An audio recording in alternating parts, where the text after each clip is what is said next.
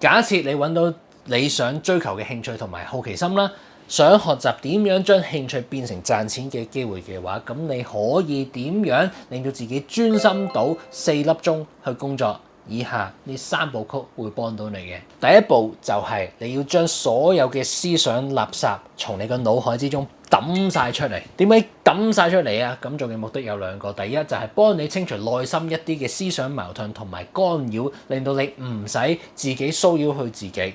第二就係你要令到自己清晰地知道邊啲項目係你必須完成嘅任務，避免你起咗身之後唔 Q 知道自己個方向係邊，同埋行為方針要做啲乜嘢等等。咁所以第一步就係你一定要瘋狂地寫晒所有你諗到嘅思想念頭出嚟，將所有嘅工作啊或者唔關工作事嘅嘢嘅 ideas 啊嘅 thoughts 啊，你認為今個禮拜要做嘅嘢啊，全部都要至少抌晒出嚟。